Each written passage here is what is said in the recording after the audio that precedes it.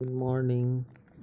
आज Fleming's left hand rule पढ़ेंगे। Fleming's left hand rule, ठीक है। अब फ्लेमिंग्स लेफ्ट हैंड रूल में क्या है कि फ्लेमिंग्स लेफ्ट हैंड रूल ये कहता है कि यदि लेफ्ट हैंड को, ठीक है, इस तरह से तीन उंगली को, लेफ्ट हैंड के तीन उंगलियों को इस तरह से फैलाओ कि तीनों जो है एक दूसरे के परपेंडिकुलर हो, यानी थंब, इंडेक्स फिंगर और मिडिल फिंगर, ये तीनों एक दूसरे के परपेंडिकुलर हो, जिस तरह से फिगर में दिखाया गया है, ठीक है। अब उसमें जो है, यदि मिडिल फिंगर जो है करंट के डायरेक्शन को शो करेगा और इंडेक्स फिंगर अगर इलेक्ट्रिक फील्ड, सॉरी, ये मैग्नेटिक फील्ड के डायरेक्शन को शो करेगा, तो कंडक्टर पर जो मैग्नेटिक फोर्स लगेगा वो थंब इंडिकेट करेगा। तो मेनली तो यही हम देखते हैं कि चलो इसका क्या कह रहा है, मेनली जो फॉर्मूला, इसका रूल क्या कह रहा है। कह रहा है कि when three fingers of left hand stretched mutually perpendicular to each other, such that the index finger indicates the direction of magnetic field, middle finger indicates the direction of current,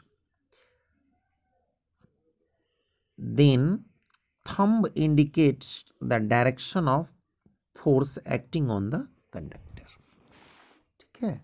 बस simple है और इसको समझ लो।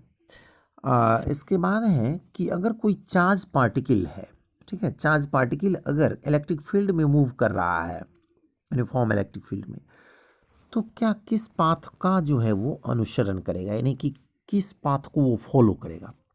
तो यहाँ पर figure देखो कि एक सेटअप लेते हैं इलेक्ट्रिक फील्ड का, जिसमें ऊपर में क्या है, माइनस प्लेट है और नीचे में प्लस प्लेट है। तो फील्ड का डायरेक्शन जो होगा ये होगा प्लस से माइनस, इलेक्ट्रिक फील्ड का डायरेक्शन ये होगा, ठीक है, इलेक्ट्रिक फील्ड का डायरेक्शन। लेकिन अब यहाँ पर क्या है कि कोई positive charge particle plus Q अगर इसमें इंटर करता है वी वेलोसिटी से, तो वी वेलोसिटी से अगर इंटर करेगा तो क्या होगा, वो पहले तो इंटर करेगा, लेकिन क्या होगा, तुरंत जो है एक्सलरेट हो जाएगा वो निगेटिव चार्ज की तरफ, निगेटिव प्लेट की तरफ।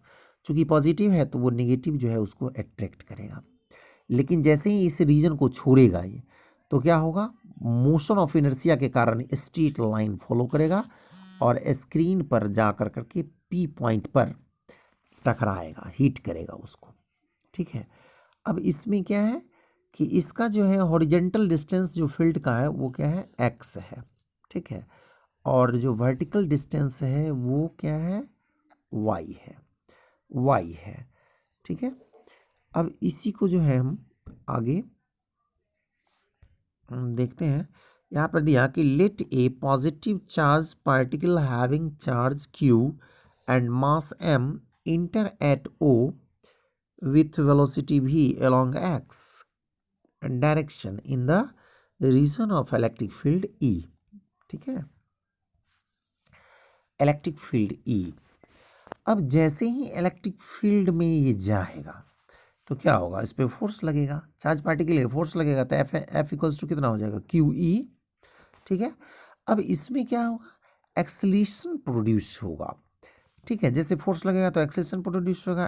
Acceleration produced in charge particle is equals to F by M, नहीं, एफ बाई एम, और एफ का वैल्यू ऊपर से हम अगर पुट कर दें तो क्या आ जाएगा, क्यू ई बाई एम, ठीक है। इसका मैग्नीट्यूड ले लो एक्सेलरेशन का, तो क्यू ई बाई एम, ठीक है, क्यू ई बाई एम।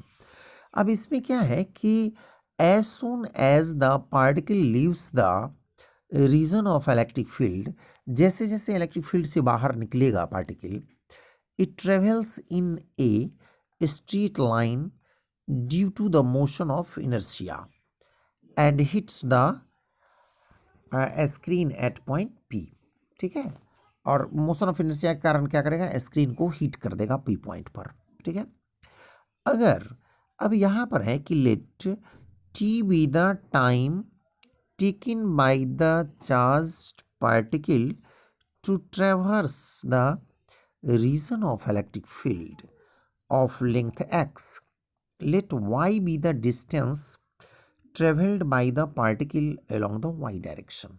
ठीक है, तो यहाँ पर क्या करेंगे हम, by using equation of motion. अब इक्वेशन ऑफ मोशन क्या है, S equals to U T plus half A T square. ठीक है, S equals to U T plus half A T square.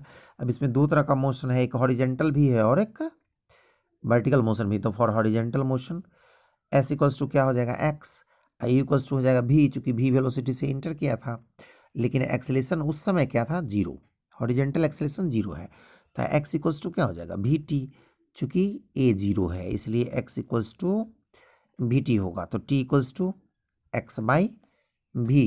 यहाँ पर हमने फॉर्मूला मतलब इक्वेशन सेकेंड का यूज़ किया, तो इतना आ गया आपको. चलो अब जो है यहाँ पर हम लोग लेते हैं वर्टिकल मोशन. वर्टिकल मोशन में फिर एस इक्वल्स टू क्या हो जाएगा, वाई, और यू इक्वल्स टू हो जाएगा कितना, जीरो है वर्टिकल में. तो यहाँ पर जो है from equation second Y equals to A T square. ठीक है, ए टी स्क्वायर हो जाएगा, ए टी स्क्वायर. अब यहाँ पर ए का वैल्यू अगर हम बैठा लें फर्स्ट इक्वेशन से, तो क्यू ई बाई एम आ जाएगा. टी स्क्वायर को अगर थर्ड से बैठा लो तो एक्स बाई भी, अभी जस्ट निकाले हम लोग, तो एक्स बाई भी का होल स्क्वायर हो जाएगा. तो ये आ जाएगा इक्वेशन. इसको जो सॉल्व कर लेंगे हम लोग तो Q E X square by two M V square आ जाएगा. और यहाँ पर हम के एक्स स्क्वायर लिख सकते हैं, कांस्टेंट है. तो ये कांस्टेंट है तो यहाँ एक्स क्या हो गया, वेरिएबल. ठीक है, एक्स हो गया वेरिएबल. अब एक्स वेरिएबल एक्स स्क्वायर, और ये जो इक्वेशन आया हमारा y इक्वल्स टू के एक्स स्क्वायर, ये पैराबोला का इक्वेशन है. और यही यहाँ पर दिखाना था हमको कि ये इक्वेशन आखिर किस तरह का इक्वेशन, तो पैराबोलिक पाथ को ये फॉलो करेगा. ठीक है, चलो अब इस पर में जो है हम एक क्वेश्चन दे देते हैं. अब इसको आप बनाना. इलेक्ट्रिक फील्ड दिया हुआ है ना, electric field between the two plates of A cathode rays oscilloscope is 1.2 into 10 to the power 5 volt per meter. ठीक है, 5 volt per meter.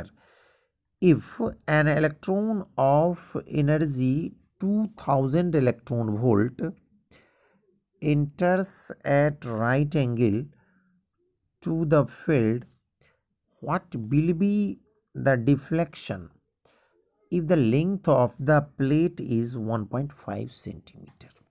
ठीक है, ये जो है इलेक्ट्रॉन का डिफ्लेक्शन पूछ रहा है, इसमें फील्ड दिया हुआ है. ठीक है, और प्लेट का डिस्टेंस दिया हुआ है. ठीक है, फॉर्मूला ऊपर से ही लगेगा. अब ट्राई करना. आंसर दिया हुआ है 3.375 mm. तो आप पहले बनाओ, नहीं बनेगा तो फिर मैं बता दूंगा. Okay, thank you.